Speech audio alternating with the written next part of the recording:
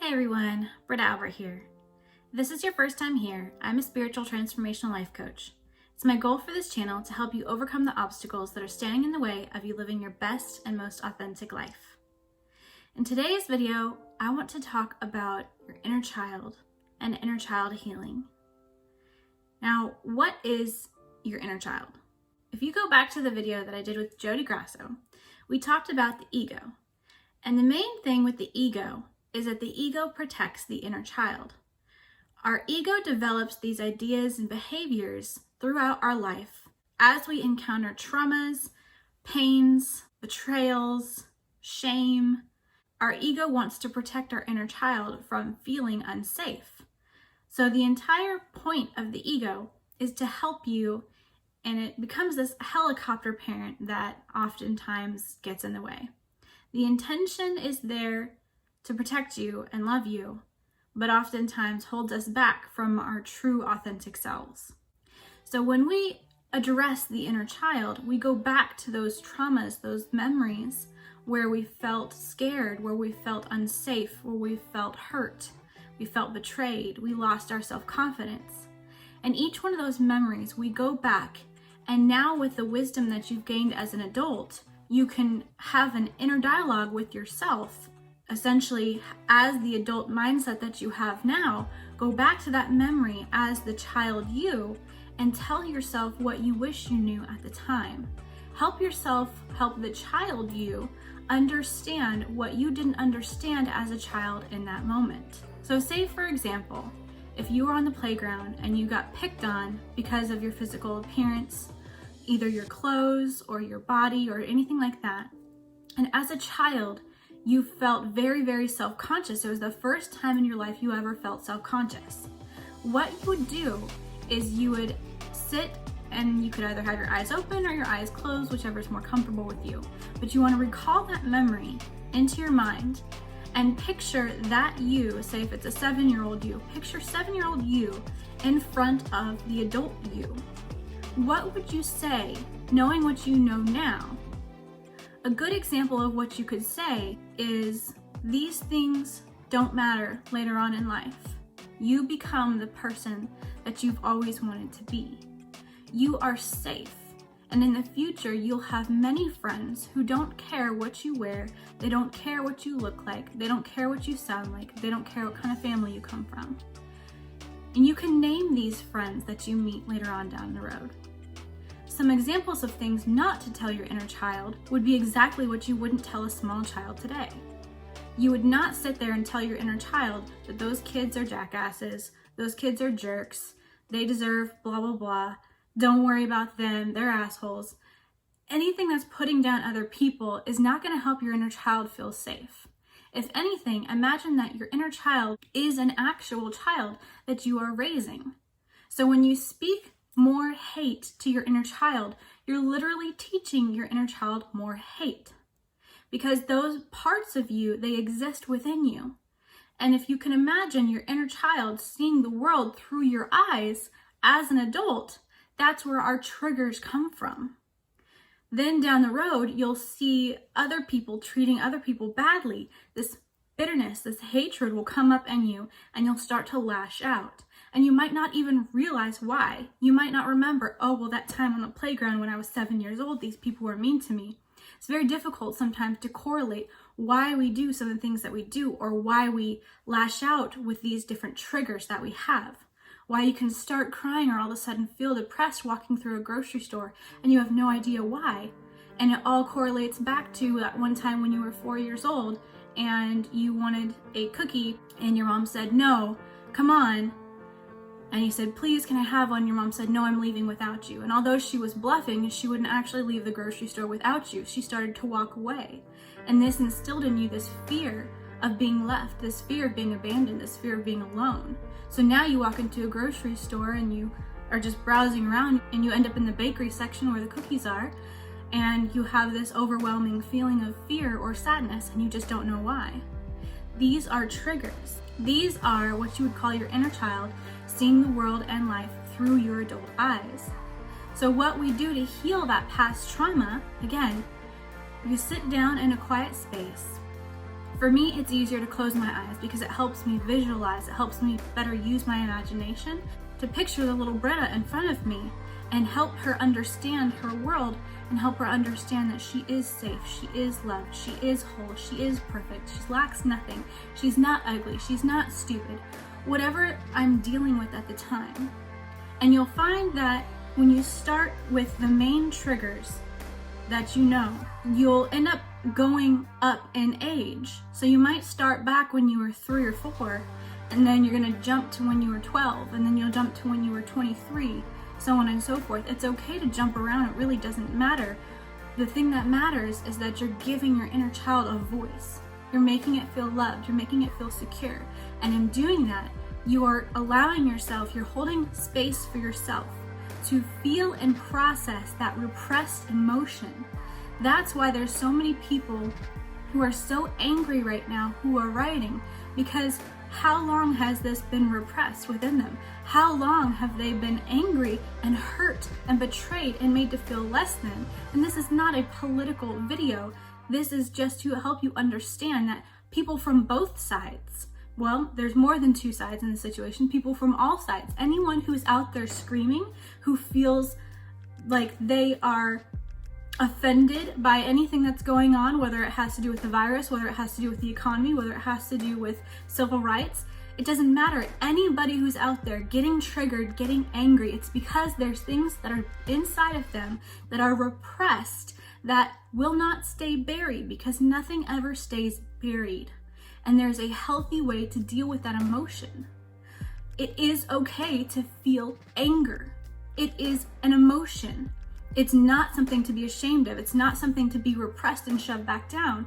If you are angry, you need to honor that anger, feel that anger, and allow it to leave your body. But when we feel like it's bad to feel and experience anger, we're not going to want to look at it. We're not going to want to feel it, so we're going to bury it back down.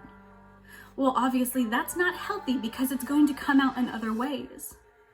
Anger, the root of anger is hurt. People who are angry are inherently hurt from one thing or another.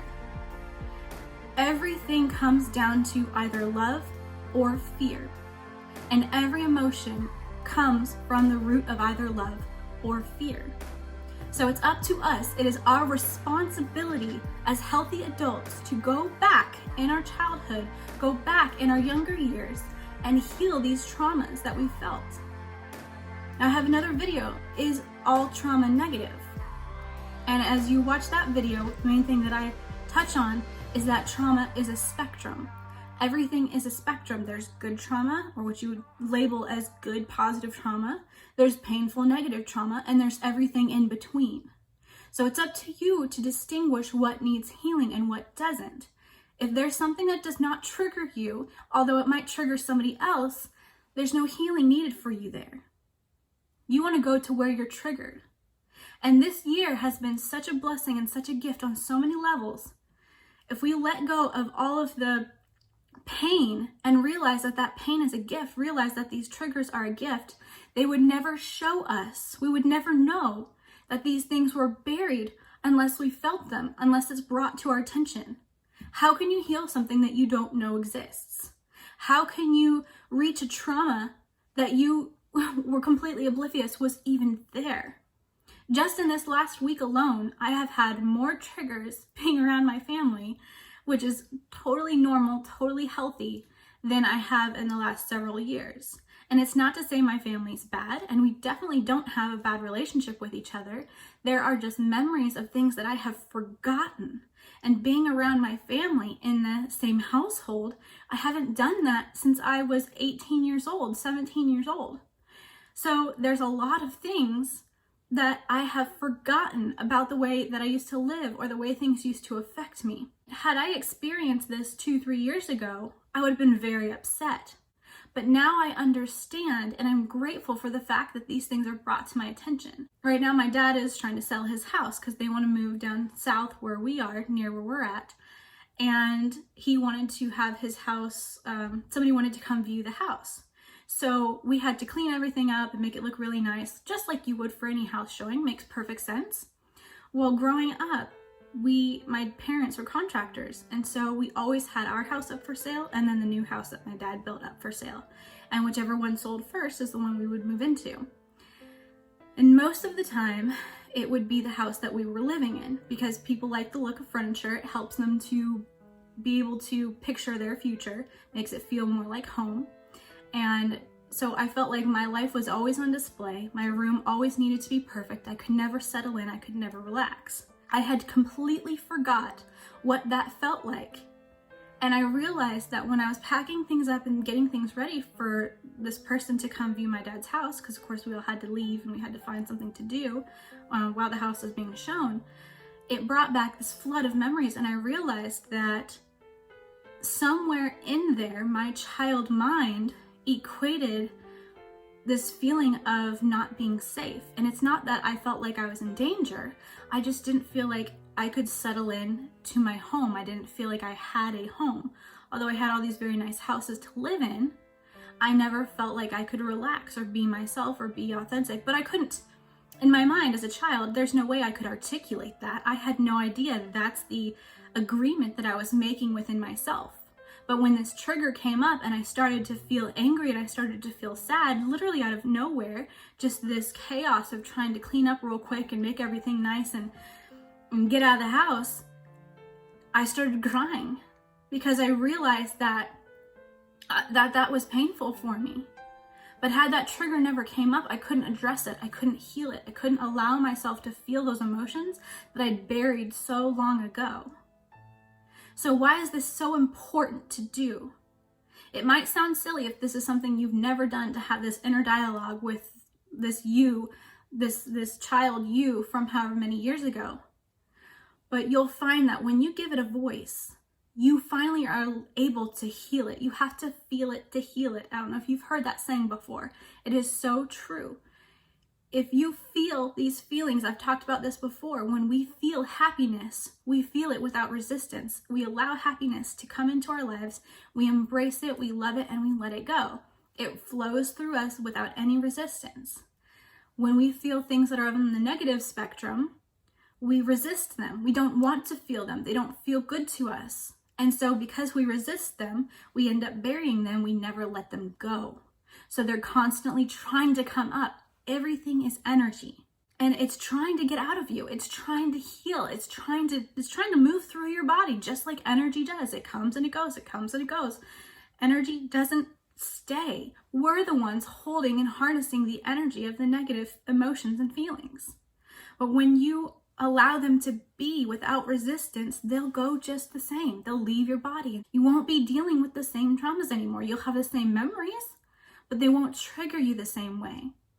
You'll know exactly things that happened in your life, but you'll see them as experiences instead of things that happened to you.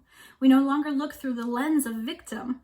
We look through the lens of, this was a life experience that I had, and this is how it benefited me. This is what I learned. Do you understand the difference? Do you feel the difference? This is why it's so important. As our world changes globally, as systems change, things change. Everyone talks about the new normal.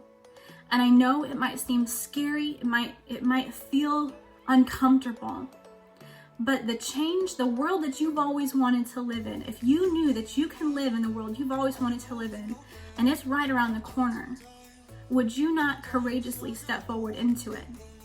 This is the potential that we have, the conversations that are coming up, and more will do so. Because as we ascend, as we move into the 5D, as we move into a more heart-centered world, you cannot have hate in heart-centered people. It just doesn't work. It doesn't stay. It won't stay hidden. If you look around our world, this is what's happening, and it's not just in our country. In the United States, obviously we are very familiar with everything that's going on right now. This is the first week of June, and it's already been extremely chaotic. And right as I say that, my light falls over. At the end of the day, healing people heal people, and hurt people hurt people. I've seen people go back and forth whether they agree with that statement or not. As for me, I've yet to see it be disproven. And if you were to tell me that you have encountered somebody who is completely healed, who has no issues and yet they continue to hurt people, I would invite you to take a second look at that person. Have you ever met somebody who has overcome an addiction and they are so passionate about helping others through what they came out of because they know what a healthy life looks like on the other side, outside of addiction? That is what I'm talking about. Now imagine that on a global scale. We owe it to ourselves, and we owe it to our communities, we owe it to our families, we owe it to our children to be responsible adults. And how do we be responsible adults? We take control, we no longer repress, we face our demons. This is what shadow work is. Inner child healing is shadow work. It's just a different name for it. You have grace with yourself. Hold yourself in love. Speak to yourself just as you would actually speak to a real child, with love, encouraging them that everything is going to be okay, speaking truth to them, showing proof of things where you have overcome in your life. Hold them, love them, make them feel safe. Allow yourself to feel that energy and then, without resistance, let it pass through you. If this is something that you need assistance with, I invite you to go ahead and click the link below. Schedule a complimentary definition session with me, and we'll work together to define what it is that you are healing from. You don't have to do this alone. I love you guys so much. And again, if this is your first time here, please don't forget to hit the subscribe button and hit that bell notification so that you never miss out on a future video. Also, if this video resonated with you, hit the like button and share it with somebody who you think could use this message. I love you all so much, and I'll see you next time.